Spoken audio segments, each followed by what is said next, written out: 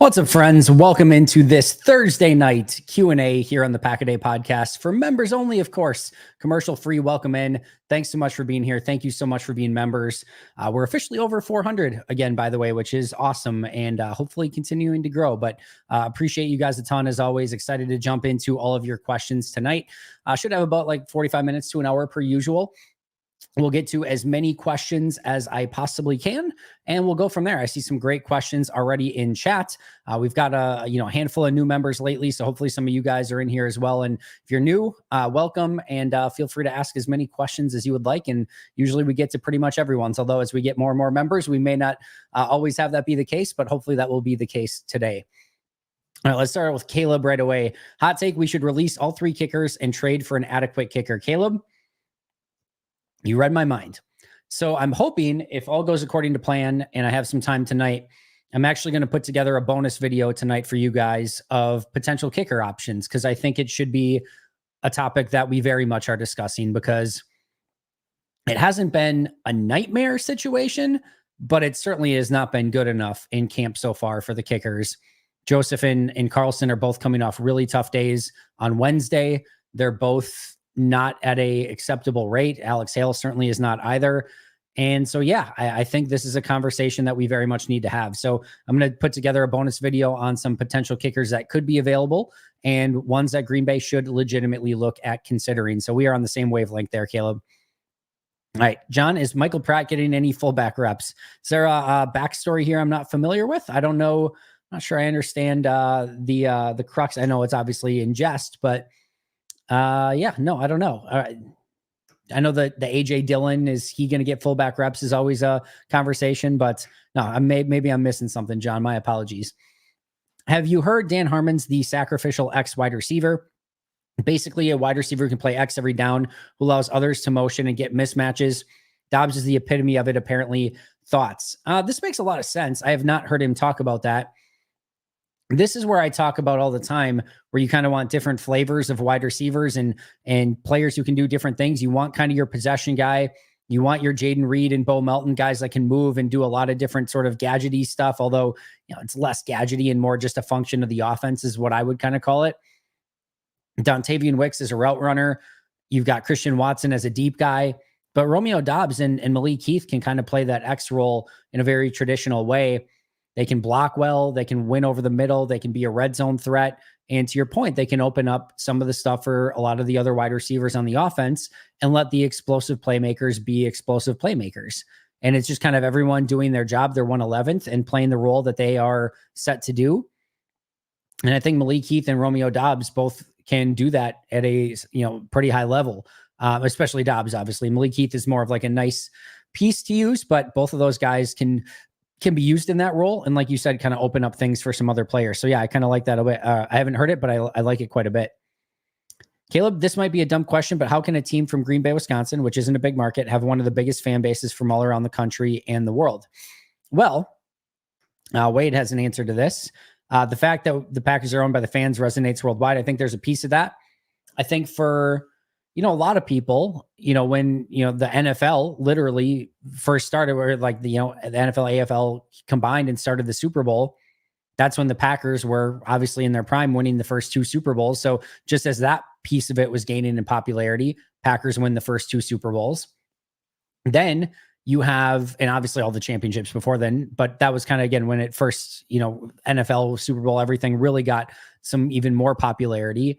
And then when you kind of look at right around the time where the NFL really started to have a massive growth, early to mid, I would say probably mid 90s and then early 2000s, right in that range, you're talking about 30 years of Brett Favre and Aaron Rodgers. I mean, Brett Favre captured the attention of, a nation for sure with the way that he played football.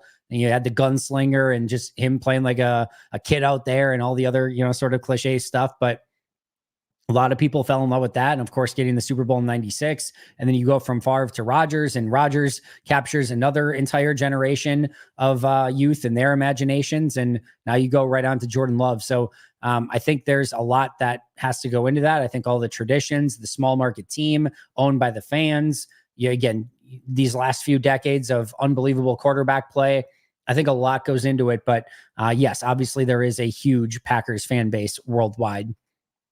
Love in football. Is it realistic that we actually make a kicker move of some kind soon, besides obviously cutting Hale? Define soon, I guess, would be my question. My guess is this competition continues until the end of camp, but my guess is at the end of camp, they start calling around if things don't improve in a pretty drastic way, or at least improve in some meaningful way, to see what other teams might have two kickers and see if there's a better option out there for Green Bay. Maybe it's off of waivers. Maybe they trade a future seventh. Remember, they did this at punter with Corey Bojorquez, right around cutdowns. I think it was at cutdowns. They traded for Bojorquez. I could think a 6th or 7th round pick, or maybe they traded a 6th for Bojorquez and a 7th or something like that. And they pick up their punter for the year. I could easily see that being the case with kicker as well. Hopefully it works out a little bit better than Bojorquez did, but I digress. And, I could easily see that being the case. Anytime in the near future, maybe cutting Hale and picking up another option to come in and compete, maybe. But my guess is this is Joseph's and Carlson's to win/lose. And if they don't pick it up, then Green Bay will very much look at the, options that are available come cut down time. Chad, good to see you. Hey, Andy, hope you're having a good day. What are the odds we keep 4 running backs? I think the really difficult part of answering this question is I would almost like to keep an extra player at almost every spot. I think I can make an argument for 3 quarterbacks. I can make an argument for 4 running backs. I could make an argument for 7 wide receivers, 10 offensive linemen, probably still, I'll just say 5 interior defensive linemen, probably not an extra guy there, but I could make an argument for a 5th edge rusher. I could make an argument for a 6th linebacker. I could make an argument for a 6th or 7th corner. I could make an argument for a 6th or 7th safety. And you just go all through all of these, and it's going to be really difficult for them to figure out which ones they want and how much special teams plays a factor in all of this, and which players that they really don't want to get claimed, and how many of these guys they think they can get back on the practice squad. For Emmanuel Wilson, do they feel like they could get him back? Probably. Could he get claimed? Maybe. I don't think it's completely out of the realm of possibility, but every team usually has a lot of running backs that they like at this point of the year. Every fan base is drooling over some 4th running back or 5th running back that's on the roster, and we'll see if it ultimately becomes anything. But we've done this before, right? Tyler Goodson, the most recent one of the last couple of years, is certainly one that comes to mind. But we've done this through Herbert Whisper Goodman and a variety of other ones, and they usually don't end up really making all that much difference. But I do really like Emmanuel Wilson. I think he's in the conversation. I think the injury to MarShawn Lloyd will play a huge factor in this. If Lloyd's not ready to go week 1, then they probably need to keep an extra one just for that first week. If he's longer than that, then maybe they put Lloyd on IR to begin with. There's going to be a lot of discussions that ultimately take place, but I think it's definitely possible. It's just going to be very competitive. And how do you want those final spots to sort of shake out? Do you want it based off of potential, or do you want it based on guys that can help you now, specifically on special teams? Those are going to have to be things that this team completely weighs out as they put that final 53 together. I think I actually hate the entire injury prone thing. Because there's not like a scientific answer to like, is somebody injury prone? Some people are just get unlucky with injuries, and it has nothing to do with their body or anything like that. And it just is a comedy of errors that none of their fault, that it just happens. Like, all of these guys are as fit as you could possibly imagine. They work insanely hard. They condition themselves. They work their entire lives towards these moments. And some people just get unlucky. So no, I mean, even if we're arguing that, injury prone is a thing, I certainly would not put MarShawn Lloyd in that category as of yet, certainly from an NFL level. And let's just kind of see what these next, hopefully years bring for MarShawn Lloyd, and hopefully he can stay healthy. But I don't have any real concern at this point. Omer, good to see you. Carlson's your kicker, period. It's if it's close, he wins. No one coming in this late to take it from him unless it's a vet. I definitely disagree with that, Omer. I'll say this. I think it maybe is the most likely scenario of everything to happen, but I definitely don't think that this is just some lock that he's the kicker. And I definitely think that they would be open to looking at other kickers if they thought they could improve the team. This is too good of a team right now. You don't go into the season and just be like, well, we'll see what happens at kicker. This is a team that maybe wasn't expected to compete at a high level. Maybe you're willing to give it another year and see how he develops. But no, I definitely think that you could potentially go with a different kicker at this point. Like I said, I'll put together a video on that for you guys a little bit later today if everything goes according to plan.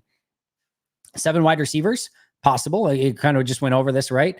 I mean, Malik Heath's another one where we all love Malik, and I think everyone really liked what he did last year.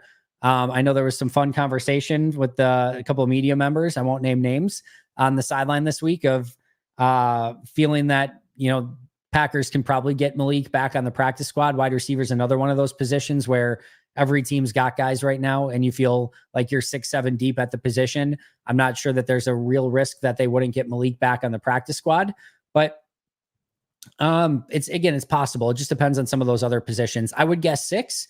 And I do kind of think Dubose is just a little bit of Malik Heath at the moment, but we'll have to kind of wait and see. Kicker talk makes me want to throw up / Matt LaFleur. I get it. I like it. Do you have a surprise cuts? That is actually not to, again, just like do this every time, but tomorrow, my main episode is going to be roster locks and potential surprise cuts. So won't give any spoilers now, but I am going to talk about that at length for tomorrow's episode. And those who have a roster spot completely locked up, no question about it, and others that could potentially be surprisingly maybe on that cut list. So I'll have to wait till tomorrow morning for that one. Actually, tonight, if you're up later and it gets posted to members first. Good has shown he can hit on 7th round picks. Pratt, Dubose, Valentine, King. Is there anyone you're okay with shipping off for some day 3 picks? I mean, I think the better question would be like, who could they trade for a day 3 pick, right? So, I don't think Dylan gets much of anything at this point. I would be surprised if anyone's offering up draft compensation for him. He's got a reasonable contract. The Cowboys are a little bit thin at the running back spot. Could they do a Dylan thing? Maybe, but that would be one where if they came calling and Lloyd was healthy enough, would I take a 7th for Dylan? Maybe I would consider it, but that'd maybe be one. I don't think anyone's calling for the backup tight ends, offensive line. No, wide receiver. Certainly you're not trading the top 4. I don't know. I think Bo Melton probably just has more value to Green Bay than anyone that's going to trade for him. And Malik Heath and Dubose are not at that level. So I don't see a wide receiver. Defensive end, you don't want to trade away your depth, and nobody's going to trade for Brenton Cox. Defensive tackle, same thing. Nobody's going to trade for Jonathan Ford, and I think you want to keep your depth there. Linebacker doesn't really make sense. Corner, probably not. That would be one where maybe some team saw Corey Ballantyne last year and also saw what he could do on special teams and maybe would be willing to flip a late 7th, but I don't really see that either. Safety, again, would somebody trade anything for Zane Anderson? Probably not. Nobody's trading for your kickers. So yeah, it's just really tough to figure out a situation in which Green Bay would be open to trading the player. The player would actually have trade value, and some other team would actually have interest in making that trade. It's just kind of hard to put that together at this point. I'm not sure I see a logical one that makes a ton of sense. So yeah, at this point, I'm not seeing anyone that really makes yes, this is obvious. I could see Green Bay trying to strike up a trade here. I just don't really see it at this point. So I'm going to kind of go at no on this one. All right, John, in practice, is the run defense really that good or the run blocking that bad? I'm going to separate this into 2 pieces. The first, I'll give the disclaimer of you can't really tell anything in the run game at this point. Yes, you get pads a little bit, but there's no tackling, and there's certain runs that you don't do usually in practice. I wouldn't read too much into it from either side at this point, to be honest. So I'll put that disclaimer first. If we are to take what we've seen at face value, I would say it's a little bit of both. I think the run defense has been vastly improved. Everyone's rallying to the football. I think they got better tacklers. They're playing that extra player in the box. It does legitimately look like it is harder to run on this defense. I also think that the offensive line hasn't done a great job of run blocking. Now, they have done a fantastic job in pass protection as of late, so that has been something that's come along very nicely for them, but the run blocking hasn't opened up yet. Like I said, I wouldn't glean too much into it. Let's see what it looks like both on the offensive side and the defensive side come week 1 against the Eagles. Your guess is as good as mine, Wade. Matt LaFleur was asked about it on Wednesday, and Matt literally said he couldn't remember the injury update that he got from the trainers. So he didn't know, and therefore we don't know. So like I said, your guess is as good as mine. Ooh, we got lots of chats. This is awesome. All right. So Donald, is there anyone in the NFL seeking a big money deal that you would want the Packers to trade real assets for and pay? Micah Parsons is in a Jeff Hafley defense could be fun, but not sure about that. I mean, you bring up the good one, Micah Parsons, but there's no way Dallas is going to get rid of him or trade him. I can't see him going anywhere. None of the wide receivers. And I think those are really the players that are waiting for money at this point. You're not going to trade for Hassan Reddick. Obviously Judon just got traded, not going to trade for Ayuk, not going to trade for CD Lamb. So like in a theoretical world in which Micah Parsons was available, would I be interested? Hell yeah. So would 31 teams in the NFL. You'd absolutely have to at least think about that for any team. It's not a perfect fit in Green Bay because you have a lot invested in your defensive end room already. And he's not as valuable as an off-ball linebacker, even if he is valuable. And you have a first and second round pick invested there. You just find a way to make it work, but you're going to need that salary cap space coming up with Jordan just getting that huge deal. I can't imagine Green Bay giving up the multiple first round picks plus however many, insane millions per year that he's going to get. I like Green Bay. The best thing that they can do is just keep developing their own talent, keep it in-house, and keep trending in the right direction. You can get a mercenary here or there if needed in the trade market or free agency moving forward, but they have the young talent that they need, and I think they just got to keep developing that young talent. This quarterback thing is going to get uncomfortable. No. What am I missing here? Help me out a little bit on that, Love and Football. I'm not exactly sure why it would get uncomfortable. Do you think the Packers will eventually take Nixon out of the secondary, possibly let Williams play besides McKinney and put Bullard in the slot, put Kalen King, plus Kalen King looks damn good too. Nixon kick returner only. This has been something that has been far over exaggerated in camp so far. Nixon's had a very nice camp. Just like Jair gets beat in one-on-one sometimes, Nixon gets beat on one-on-one sometimes. It is a huge advantage for the offensive side of the ball. Yes, Nixon will give up some completions every now and again in team. I think he gave up a completion in the preseason game. I am not saying he is perfect by any means. What I will reiterate is that is one of the single toughest positions to play in the entire NFL. Now, I really like what Ben Fennell said earlier this offseason when I talked to him about it, of like, I think we need to get away from the nickel just being one guy. Unless you're Charles Woodson in your prime, Jalen Ramsey in your prime, Trent McDuffie can do a pretty damn good job right now in KC. Unless you're one of those top tier guys in the slot, there's nobody that can do it all. You are marked up or matched up against anyone from your Travis Kelce's and your George Kittles, anyone from your Jahmyr Gibbs's and your Christian McCaffrey's, your big receivers like a Christian Watson, or, enter any big, wide receiver that you want to put in that position. Any sort of gadgety wide receivers or super fast wide receivers. You could get Tyreek Hill. You could certainly get Jalen Waddle. You could get, again, your speedsters. You can get the, Wes Welker types, the guys that are ultra insane route runners and can cut on a dime and get open at any given moment. You can have to defend against a Trent Williams pulling at you and coming right at your 190-pound corner and just throwing you into the sun. You could get guards pulling at you. You can get, Derrick Henry trying to run you over. Like, that slot position is a freaking nightmare.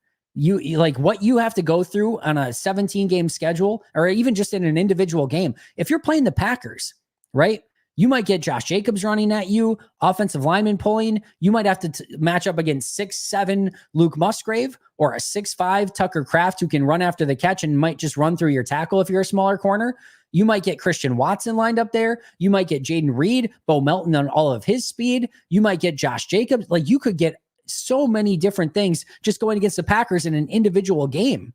So I like the idea that Nixon could be there on some plays, that Javon Bullard could play some big nickel, maybe against some tight ends or some other players, that even guys like Xavier McKinney could line up there a little bit.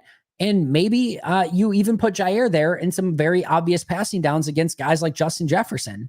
So I think that should be a little bit more of a, hey, what's out there and how do we need to counter that? And not just, this is our guy every single snap. But Nixon has been good. It's a very difficult position to play. As he tweeted out this week, he's the slot, or he's the nickel, get over it.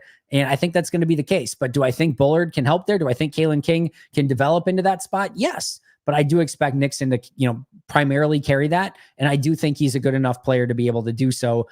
But he needs to continue to progress. He needs to continue to get better. And I'm not saying it's like his forever or anything like that, but I do expect him to be the primary nickel as we go into the season. All right. So where do we leave off here? All right, there we go. We justifiably talk a lot about the Packers' cheap wide receiver tight ends, but will Goody getting bookend starting offensive tackles, Tom and Walker on day 3 in 2022 become a salary cap legend in the future as well? That's a great point, Donald. Yeah, I mean, it's just, I mean, we know this about Goody, but the work that he's done in the draft in totality is been pretty amazing as of late. And when you get some of these guys, the wide receivers you mentioned, the tight ends you mentioned, the 2 bookend tackles, those rookie safeties right now are looking pretty darn good in the defensive backfield. You start piling up these guys. Carl Brooks is on his rookie contract. Devontae Wyatt's on his rookie contract. Colby Wooden's on his rookie contract. We'll see what Cooper and Hopper can become at linebacker, but they've got so much young talent all along this roster, and he's done such a phenomenal job. And you have to keep hitting on those guys, especially if you're going to pay a quarterback $55 million per year. You need to keep hitting on those cheap, manageable, great contracts with talented players. And Goody has certainly shown the propensity to do exactly that. Is it possible that we drafted the 2 best safeties from this draft? Ooh, I want to go back and see. All right. So rookies, let's see, safety draft picks. All right. So I know, so a couple of these are fun. I know Kalen Bullock is getting quite the look already. There's been some positive talk about him. Jaden Hicks in KC, the guy I really liked, I know is getting a ton of really big buzz in KC already. But yeah, I mean, I think it's definitely within the realm of possibility. The 49ers guy too, Malik Mustafa. I think he's a 49er, right? Am I thinking of the right guy? Malik Mustafa. Yeah, 49ers. Yeah, so I know had a really nice first impression in that preseason game. So I think it's going to be a pretty good safety class. But yeah, I'm not getting rid of Javon Bullard or Evan Williams with any ease. I really love the way both of those safeties have looked so far. Omer, the Packers need to tackle someone solid. Dillard, after 6 years of failure, doesn't inspire confidence. Either move Morgan to swing tackle or pick up a solid vet. What do you think, Andy, and who will be available? I mean, that's the thing, my man. Every single team in the NFL right now is thinking, I wish we had more offensive line depth. Every single one. And nobody's getting rid of theirs when they have it, period. Like it's too hard to find those guys. So that's why at trade deadline time, you never see an offensive lineman get traded because every team knows just how valuable those guys are. Every once in a while, you'll see, was it Laramie Tunsil traded from Miami to Houston, was it? So yeah, every once in a great while, you might get something like that. Trent Williams held out forever and finally got traded to the 49ers from Washington at the time. But there's nobody available on the free agent market. Connor Williams was like the last good offensive lineman that was available out there. He just signed with the Seahawks and he's not a tackle. He's an interior guy that's probably going to start at center for them. He's the last guy out there. Nobody's trading you anything. And every team is basically in the same position. So this is what you got. And I don't think moving Jordan Morgan at this point, here's how I see it. They have their 5 starters and we'll see if it's Ryan or Morgan. That's the 5th starter, right? But let's just say it's Jordan Morgan at right guard and Sean Ryan's the 6th guy. No matter who gets hurt, I think Sean Ryan's the next guy in. Meaning if your left tackle gets hurt, Rasheed Walker, I think now if it's just for like a handful of snaps or something, they might put in a Dillard or someone like that. But I think if it's going to be for an extended period, I think they either move Elton out to left tackle and then put Sean Ryan at left guard, or they move Jordan Morgan out to left tackle and put Sean Ryan at right guard. I think they do one of those 2 things. If Zach Tom gets hurt, same thing. They either put Elton out at right tackle. I don't think they probably do that because there was a nightmare last time they did that at right tackle. They probably put Jordan Morgan out at right tackle and Sean Ryan at right guard. So I think those guys will figure that out as they need it, but they have 6 offensive linemen. That's more than, some teams have, and it is what it is. And you hope to keep developing guys. Jacob Monk looked pretty darn good in that first preseason game, although not a tackle.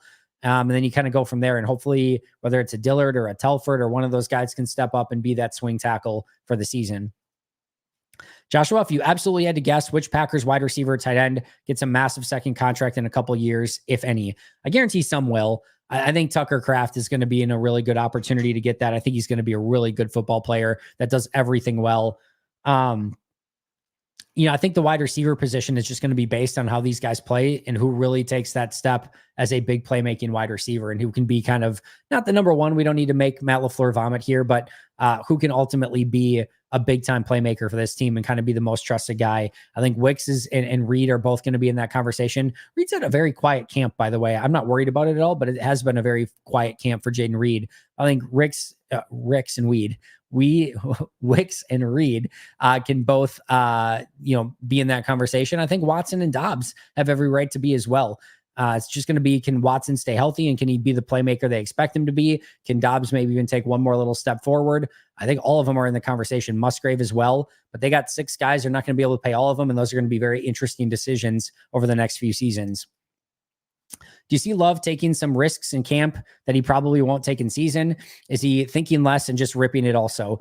I mean, that's one that it's tough to glean just based off of the throw. You would love to give him the benefit of the doubt and be like, oh, he's probably trying some shit.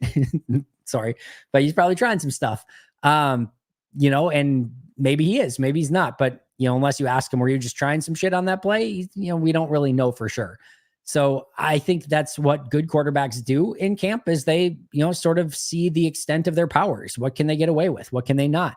I think that's a good thing for a quarterback to do. I don't have really any concern about all of a sudden Jordan Love turning into some turnover prone quarterback. I really don't. He's going to take good care of the football. I have faith in that. He might, he's probably going to have a similar amount of interceptions, maybe a little bit more, but he's probably around 12 picks for the season, right around there. And, it is what it is, but I don't think he's going to be this turnover machine by any stretch of the imagination. He's going to be just fine.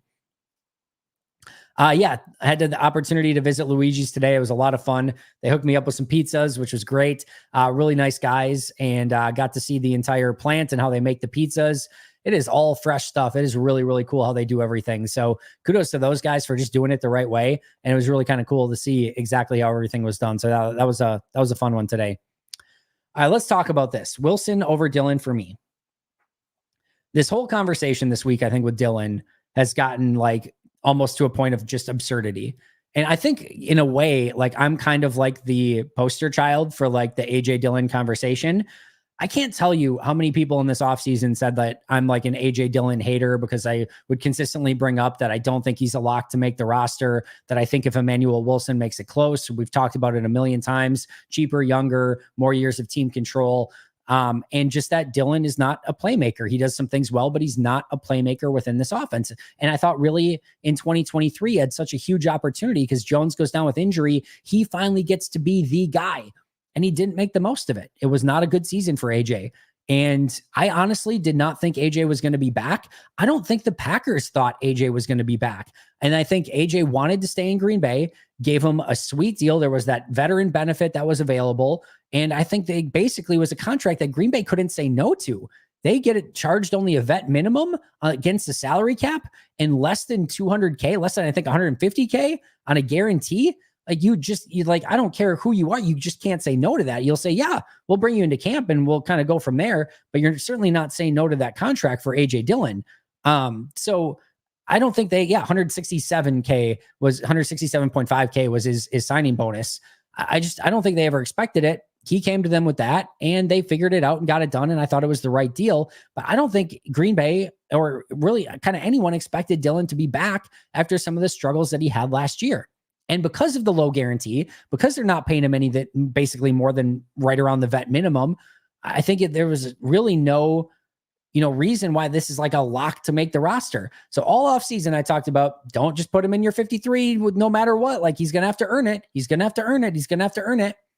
So I've been that guy. I've been that guy for a while now. Dillon, not my cup of tea as a running back. I like playmakers. You can find guys who can pick up the blitz that can also make plays. I think you can get Wilson and Lloyd to the level that you need to. Or you just, put Jacobs back there. Or you figure out something else. You can, put Ben Sims out there if it's a obvious passing down and you need somebody to pick up a block. I don't care. But, I like, again, playmakers at that position. And Dillon has not been that. So that has been my whole thing for a while now. And I would, again, call the AJ Dillon hater. I've really enjoyed, genuinely, what AJ Dillon has done in training camp. I feel like he is a little bit more spry. I feel like he has played better under his pads. He is in unbelievable shape. And I've seen some runs from him that I've not have not been characteristic of his style and his play over the past 3 years. So I am slightly intrigued to see if he can be a different runner. And then we get 4 carries against the Browns that had 0 chance. And everyone jumps to the conclusion of, oh, he sucks again. He still sucks. He's still terrible. And in a way, I'm like, that's been my whole thing for the last however long is it's not good enough, right? But if you look at it logically, if you look at it with a fair mind, there was nothing he could have done in those 4 runs. And I get it looked exactly like the same A.J. Dillon that stumbled against the Falcons when he couldn't pick up a first down last year. And there are a multitude of plays like that last year. But I look at those 4 plays and I can't put blame on A.J. for those 4 plays. Those were crappy runs that had no chance to succeed based on the blocking in front of him. So all I'm saying is that anyone can feel the way that they want about A.J. Dillon. And Omar, this is not at you, by the way. Anyone can feel any way they want about A.J. Dillon, and you are not offending me. I've been saying this for a while. And then I've really enjoyed Emmanuel Wilson. And yes, I think to the naked eye, it is very clear that as a runner, Emmanuel Wilson has shown more dynamic running ability, better contact balance, more playmaking ability, and as a runner is just, quite frankly, in my opinion, better. If you said there's a run, I don't care what the down and distance is, 1st and 10, 3rd and 1, whatever, and you say you're going to hand off the ball, would you rather hand to A.J. Dillon or would you rather hand to Emmanuel Wilson? It is a very clear Emmanuel Wilson answer for me. That's it. But Ben Sermons was asked about Emmanuel Wilson and his pass pro and said he has a long way to go. We know MarShawn Lloyd has a long way to go. Jacobs is good at it, but you need a couple guys like that. Dillon knows the offense extremely well, catches the ball out of the backfield well. He does a lot of things that you need sort of that role to do. And if you need a playmaker, you're hoping that Jacobs or Lloyd are going to be those guys. If you need the more steady hand in the backfield, then you're going to probably go towards A.J. Dillon. My whole point was, I think it's completely unfair to judge A.J. based off of those 4 runs. If you want to go back to last year or the year before that, or the year before that, or the year before that, and judge him based on the 4 years of body of work, be my guest. I'm on that train with you. I have been conducting that train. Just didn't think it was fair on those 4 runs because I don't know that Barry Sanders would have done anything in his prime with those 4 runs. That's all it was. But as far as Wilson over Dillon, I still think Dillon's going to end up on this roster. I do think he's going to end up on the 53, partially due to Lloyd, just not being ready yet, injuries and just inexperience, needing another pass pro guy. Could Wilson make it as a 4? Yes, we talked about that. But I do think Dillon's going to end up on this team. Maybe it ends up being close, and you would really like to see Dillon go and have 2 really nice preseason games coming up. But that's how I feel about it. I think Wilson should very much be in the conversation. I like Wilson better as a runner, but I kind of expect Dillon to be on this team. Braden, Andy, what happened to the player of the day of training camp like last year? I've done player of the day in training camp for a while. Some days I did it. Some days I would do tons. Some days I wouldn't do a lot. The truth is, and I'm assuming, Braden, that you mean like the tweet when I put it out at like the end of camp of like, here's your player of the day. I guess, honestly, I didn't put that much thought into it. Sometimes it's really valuable and like, there's clear players of the day. Sometimes it's not. My biggest thing, quite frankly, is I want to, as soon as practice is done, I get in my car as quickly as I can. I get home and I come and record the big 3 things episode and get it out there as quickly as possible. And so instead of kind of focusing on the player of the day, I want to get back and do my big 3 takeaways and talk about that and get that out to the public as quickly as I can. So that's just been a little bit more of my focus.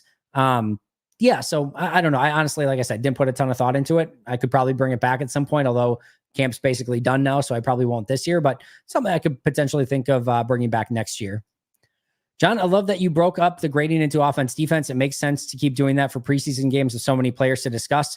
It was not necessarily by design, John. I was hoping to do it all in one episode, and I just ran out of time to get the defensive grades done, and I needed to put out an episode. So I did the offense and then came back with the defense on another one. But I do think, to your point, with so many players to discuss, had that been one episode, that would have been like an hour-long episode, and probably not super ideal. So it ended up working out really well. I'll just have to kind of take a look at this next week and see how it works. And if I do a shorter episode, I'll probably just focus a little bit, or like take the focus down on as many players, but definitely something to consider kind of going forward. Arnaldo, good to see you. Do you think the fullback position will come back into the NFL depth charts anytime soon? I think it just depends on the team. You've certainly got some fullbacks out there still. Juszczyk for the 49ers. I think Blasingame for the Bears, if I remember correctly. Yep, he's still out there. So you definitely have some teams that still use it. I don't know that Green Bay is going to get back in the fullback business anytime soon. I think they like kind of that H-back role a little bit more, which kind of Juszczyk fits into as well.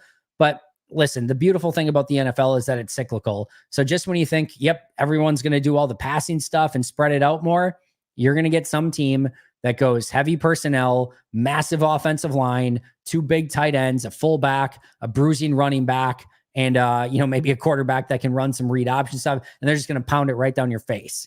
And it'll come back in vogue, and everyone's going to be like, wow, look at how much success that team is having running power football with a fullback. Now we want to do that. And then every team will go get a fullback, and every team will go away from it. And then every team will come back, and all these things are cyclical. So right now, not sure it's a ton in the cards, but like I said, there are a few teams that are still using it, and we'll just have to kind of see how these cycles go. And if big time power football with a fullback comes back in vogue anytime soon. Raptor Frog, what a great name. Grew up with Christian Welch. I know he dropped a pick the other day. Always used to drop passes at recess. Hope he makes the team. He's a really interesting one. He is, I thought he's actually had a really nice camp. He had a really nice preseason week 1, did, drop the pick or whatever, but he has had a nice camp in preseason so far. He's a core special teams guy. He tackles well. He's got solid speed. He's just got sort of in that interesting position where he's kind of clearly, in my opinion, the number 6 linebacker. They could keep a younger guy. Raylan Goforth got a decent amount of playing time. And then, the other thing about Christian Welch is, he's not like the youngest. He's not old by any means. He is, I think, 26. He turns 27 next year. So he's still 26. So he's not old. But this is what, like his 5th year in the league, I think. Yeah, 5 years of experience. So he's not like this super young guy, which it almost felt like he's like a 2nd-year guy. He's not, but he's still young enough. There's still some upside there. Core special teamer. He's in the conversation for sure. I think maybe on the outside looking in right now, I probably would not put him on my 53 at the moment, but it is very, very close. Omar, good to see you as well. Holy crap, guys. You got a lot of questions. All right. I might need to go a little bit more lightning round the rest of the way. I guess it is full time. We are full-fledged Packer season now, and everyone's back in full bore. I absolutely love it. All right. Do the Packers need to send the whole team to Madison after the season as a preventative measure? Listen, hey, I'm not even going to want to say this out loud, John, but 4. There's only 4 guys right now, 4 that are on the injured list that are not practicing due to injury. Only 4. Edgerrin Cooper, MarShawn Lloyd, Keyshawn Banks, Jarvion Howard. That's not bad. That's not bad. Minnesota just lost their quarterback for the season. Jordan Addison just got carted off. Matt Milano and the Buffalo Bills out for the year, at least out extended period of time. We're already seeing injuries stack up throughout the league. Where Green Bay's at right now, I would not probably trade for any other team. If any other team could say right now that they have their number 2/number 3 running back, one of their maybe top 2 or 3 linebackers, and 2 guys that are unlikely to make the team on their injured list, and that's all they would have, and none of them are known to be serious, I think every team in the NFL would sign up for that right now. So knock on wood. Again, pray to Vince, do whatever you need to do. But I think right now you're going to take exactly what you have from an injury standpoint. Omer, well, see, I don't think so, but I may be wrong. I think that was maybe the kicker one you were talking about. Quick NFC North prediction after the Viking injuries. Honestly, pre-McCarthy, I thought I was starting to move the Vikings ahead of the Bears, but I'm going to go. I still think the Lions win more regular season games. I think Green Bay poses maybe a little bit more of, or at least an equal threat in the playoffs, but I think Lions win more regular season games. So I'm going to go Lions, Packers, Bears, Vikings. But up until the McCarthy injury, I was leaning toward, and I know Darnold was going to start the season, but I think they were going to get McCarthy in, and he looked really, really good. So I was almost leaning Vikings over Bears, but I'm going to put the Bears back in that number 3 spot. Do you think MarShawn Lloyd's injury might lead to the team keeping 4 backs, or will they try to squeeze Wilson onto the practice squad? And we talked about this a little bit already, John. I think keeping 4 is a possibility regardless of injury. But if Lloyd's hurt, then yeah, I think they'll definitely keep a 4th one just to have that extra depth there. Only free agent kicker option that is half decent is Brandon McManus. Yeah, I think it's going to be more of guys that potentially get cut off of other teams. Omer, this roster is fine as is, except line depth and possibly a kicker for those of you unhappy with Anders, but rest of lineup looks pretty solid, I think. Yeah, I have no disagreements with that at all. Of course, there are going to be guys that underperform, and then we're wondering of like, do they need to get better at this position unexpectedly or whatever? But you look at the roster overall, and it is pretty freaking impressive and pretty freaking deep. She said, Joey, I feel like Royce Newman would have value with his starting reps. Here's the thing, she said, Joey, if everyone on the entire fan base wants to get rid of Royce Newman, usually that's a good indicator that every other team knows that exact same thing, meaning they've watched the same stuff you have, they've studied this guy, and are not going to have really any interest in trading for him. I do not believe Royce Newman would have trade value. The TFLs are a very good sign in camp. Let's hope this D can continue to get TFLs and turnovers like this regular season. I 100% agree. Is Luigi's Pizza only available in Wisconsin? It is not. It is. Let's see if I have this somewhere off the top here. Give me 1 second.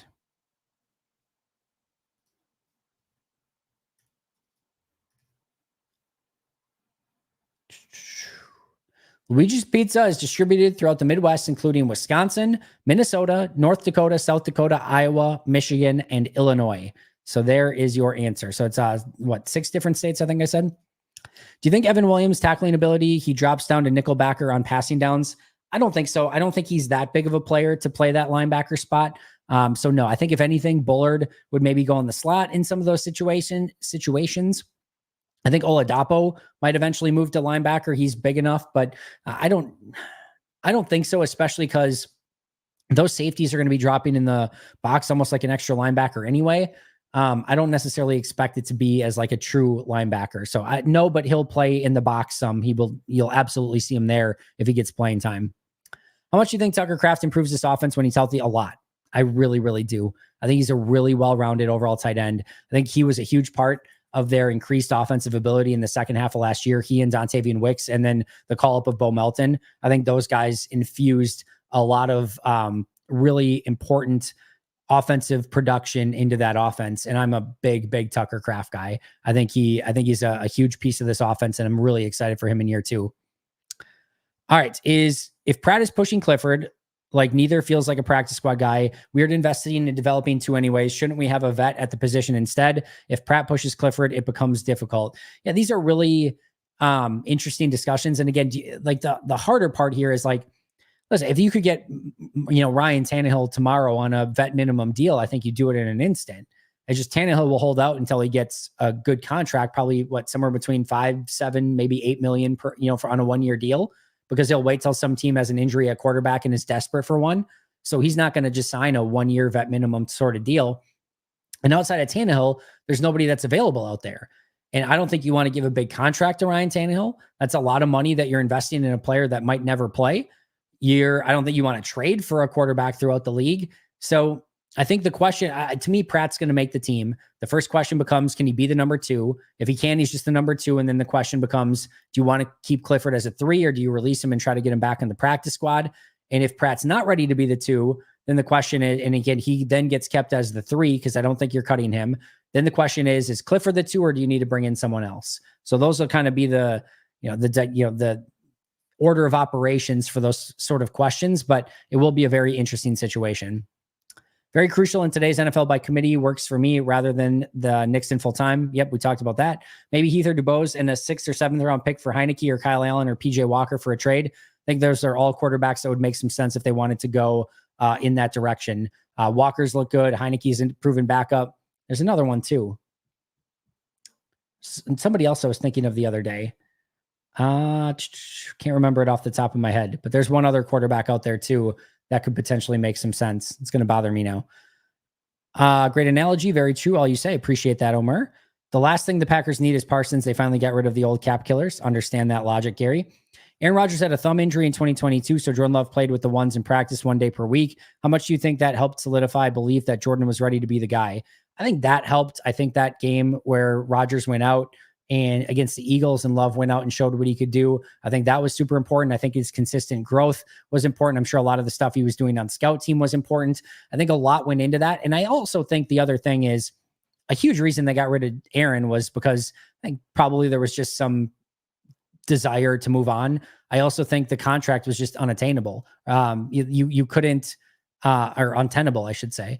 Like you couldn't stomach that contract anymore. You wanted to get off of it as much as possible. I don't think Green Bay knew that Jordan was going to be the guy going into week 1 last year. If you remember at the trade deadline, when Goody was asked about it, he basically said, yeah, the rest of the season is going to be very important for Jordan. Like, they, even at the trade deadline, they weren't 1,000,000% sold yet. And then Jordan's like, I'm good. You don't have to worry about me. I'm going to be amazing. And he went out and was amazing. So it was great.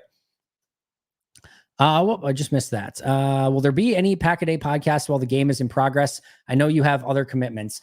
Probably not. I don't have any immediate plans on doing anything like that.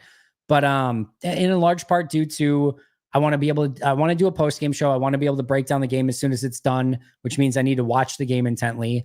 And if it's a home game, I'm going to be at the stadium in the press box. So I just think then there's no consistency with it either. So I don't have any plans of that at the moment. I could theoretically have somebody else maybe do it, but for me, probably not. Goot's 7th round since 2022, Rasheed Walker, Anthony Johnson Jr., Carrington Valentine, Grant DuBose, Samori Toure, Jonathan Ford, Michael Pratt, and Kalen King. Not too shabby to say the least. Billy Turner was at Packers camp the other day, possible reunion. It didn't seem that way. It seemed like he was just more visiting. I don't think there's any real plans for, picking him up. And I think he might just be done at this point, but it didn't seem that way. Cade York is probably the best option out there. If I'm Goody, I would call Cleveland and offer a conditional 7th. That could be a name that's out there. Like I said, I'm going to do an episode for members on that later today. Maybe he holds out and we get him this year. Williams from San Francisco. What Williams am I? Trent Williams. Yeah, that'd be nice. He's the best, but I don't see him going anywhere either. Do you see David Bakhtiari playing this season? I think he'll try. I really do. I think this might be another one where he waits until he's fully healthy and then waits until he knows that he can go play for a playoff team, and some playoff team is in desperate need of a left tackle. Would not shock me if he ends up in KC at some point. I think there's a pretty decent chance he ends up as the left tackle in KC at some point this season if he can get healthy. All right, Omer, starters are solid and interior fine with Ryan and Monk. It's swing tackle is the worry, and if one of the starters go down. Agree with that. Thank you very much, Andy, for your answers and excellent analogies for both. Much appreciated. You are more than welcome. All right, I'm going to try to get through all of these lightning round for the rest. Mushroom and sausage for the win. Love it. I'm a mushroom and onion guy too. My dad asked me today about the kickers. I told him I don't believe our kicker is on the roster. Thoughts? I said that earlier. I think there's definitely a possibility. It's 4 years of Dylan. I've seen enough. We just keep him to block. I'll take Wilson. Sorry, I totally get it. The price was right, no doubt, but I ain't giving him a spot over Wilson. Understand. Andy, glad I could make it. What role do you think Evan Williams has this year if he continues to stack success in Denver and beyond? Seems like he might be the second best safety on the team. Yeah, I think there's still competition between he and Bullard. I think Bullard is in line right now to win the starting safety spot opposite McKinney. But I think whoever wins it, right, obviously as a starter, whoever doesn't win it, I think they find a role for that player. And maybe it's just, maybe they platoon it a little bit. Maybe they have specific packages. I think Williams definitely gets in and dime. There have been some 3 safety looks that I think are going to be legit, where they do 3 across with McKinney in the middle and Bullard and Williams to the sides. I think you're going to see some of that. So he's going to get playing time. I would be shocked if he does not. I think even if he's not the starter, he is going to have a role in this defense. Big 2 weeks for Dylan for sure if Wilson keeps playing like he has. Yep.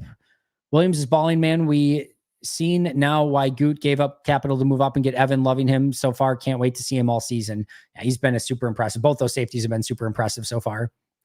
Your analysis is next level. I watch tons of Packers content and your stuff stands alone. Proud to be a member, Wade. Appreciate that a ton. That is super kind of you to say. And as I will always say, it is a labor of love. I'm passionate about it. I'm excited about it. It's fun to talk about. And I feel very blessed to get to talk about it 365 days a year and that anyone's willing to listen. So Wade, appreciate you a ton. You're always fair and objective, Andy. Why I love your analysis always. This is awesome. Keep the compliments coming, guys. The ego is just exploding. But no, I really do appreciate that, Omer. With the new NFL rule allowing 2 injured players to go directly onto IR and not count against the 53-man roster, will teams suggest to players that they are hurt around cutdown day? I don't know that they're going to need to suggest. My guess is there's probably plenty of players that actually are hurt to use that on. But I actually appreciate you bringing this up because I had forgotten a little bit about it. Or at least I wouldn't say forgot. I just kind of put it out of mind and I couldn't remember exactly what the new rule was. And I saw some talk of it recently. I'm like, I've got to go and relook at that exactly what it is. But you put it right here in the chat so perfectly that I don't need to go and look at it anymore. It all rings a bell now, and I appreciate you bringing that up. But like I said, there's usually enough injuries just to kind of have that be on its own. I don't know how much teams are going to fudge it, but I'm sure there will probably be some of that, no doubt. Sunday, AEW All In, Packers, Broncos, can't wait. Wait a minute. All In's not this Sunday, is it? Now you're freaking me out. I thought All In's next. Now you're freaking me out. Yeah, it's next Sunday. Next Sunday is All In. The 25th. Sunday, August 25th. That's right. It's London, so it's 11 a.m. Central Time. I got to remember that. But thank you for reminding me to look it up. But yeah, so AEW All In next Sunday, not this Sunday, Adam. Short yardage been an issue with this team for years now, and AJ hasn't been the answer, and that's my biggest issue with AJ. I think sometimes we get this idea that short yardage is best for big backs. I actually think it's better for small backs, and I think Aaron Jones proved this over and over and over again. The creases are so tiny. They're so tiny. And, a lot of those guys that are right there are like 300-pound guys right in the middle. It's not easy to just run through those guys. It's not easy to run through the linebackers or defensive ends either. So I would rather the guy that can find the tiniest of holes, get through it and pick up that yard when needed, rather than a big hulking guy that's super wide that needs to get through a crease that he's never going to fit through. Excuse me. So I know the days of Craig Ironhead Hayward and Christian Okoye and some of the big power backs, Mike Allstott, but I kind of like the smaller backs in those 1-yard situations and them navigating their way to that 1 or 2 yards. Not a good series of play calls. It was a real game. 3 runs in a row would just be stubborn like the Lions coach. Listen, I don't mind it. You have to figure out a way to get a yard on 3 tries. If you can't get a yard on 3, if you can't get a yard on 4th and 1, you don't deserve it more often than not, much less if you can't get it on 3 consecutive. You got to go out and execute, and they didn't. And, but Dylan was sort of the unfortunate victim in that search, not victim, but you know what I mean? Didn't benefit from that blocking, to say the least. Do you think Halfley feels good about the 3 linebackers, and does the injury really put Cooper behind the 8 ball? I don't know how good or great he feels. It's definitely a position of interest. I'll say this. I think Quay, McDuffie, and Wilson have all looked really good throughout camp. I think they've done everything that's been asked of them. They're flying around. McDuffie's making ridiculous plays every single day. I'm not settled on it. All 3 of those guys have, been up and down the last couple of years at best. Like Wilson's barely played. He's basically been a special teams guy, but all 3 of them in camp have looked really good. And I thought in the first preseason game, McDuffie looked fantastic and Wilson looked solid. So I don't have necessarily a legit concern at the moment, but it's one I'm definitely keeping an eye on. And yes, I do think the injury to Cooper definitely puts him behind the 8 ball, and it's going to take him some real effort to kind of get back in the swing of things once he is back and healthy, which is hopefully sooner rather than later. CheeseTradamus.com, 11 months. Thank you so much for that. How many tight ends will the Packers keep? I'm going to say I'm pretty close to locking this one. Actually, I'm not going to say that because I'm still intrigued a little bit by Joel Wilson, but it's going to be 4. And I do think Sims and Davis will be those final 2. I think that's my guess right now. I think they cut Joel Wilson, get him back on the practice squad. Don't think there's any real concern about him getting claimed in any way, shape, or form. So I think it's 4, and I think Davis and Sims are those last 2. We got to pay someone to take Royce off of our hands. I see what you're saying. Pack is back, baby. I love it. Go Pratt, go. I've seen those. Love it. Davis Mills or Keenum. Davis Mills is definitely one. All right. Now I'm going to just see here. So, I know who it was. Bailey Zappi. Bailey Zappi was the other one. That was awesome. It didn't take me long. I was going to go through the AFC, then the NFC division by division until I figured it out. But Bailey Zappi's the other one. All right, Colin, will Bears ruin Caleb, or do they have a chance? I think Caleb, if you guys have been listening at all, I think Caleb's going to be phenomenal. I think he's going to be phenomenal. He's the best quarterback I've ever scouted. And yes, that includes Andrew Luck and anyone since then. He was the best college quarterback I ever saw that I ever thought would, make, the odds that he actually becomes the greatest in the NFL are very, I'm not saying he's going to be that. I'm just saying that from a scouting standpoint, he was my highest grade that I ever had for a college quarterback. And I think he's got everything that he needs to be super successful. I know we don't want to hear that, per se. It's fun when the Bears suck, but I think they found their guy. I really do. And there's going to be a learning curve. He's going to definitely have to go through it the first year. There's going to be mistakes, but I think he's going to be fantastic. There's too much talent there for it to fail, in my opinion. And, but if there's any team that can screw it up, Chicago Bears are probably that team. So there is always that working for you in that direction. All right, friends, I think that is going to do it for me. I think we got through every single chat, which there were a ton of. So thank you so much for that.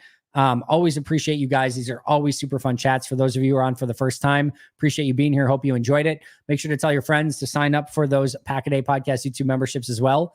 I will see you guys very soon. Happy hour tomorrow, 4 p.m. Central Time. So hopefully a bunch of you guys are in there asking all of your great questions per usual. Talk to you guys soon. Appreciate you a ton. Until next time. And as always, go Pack Go.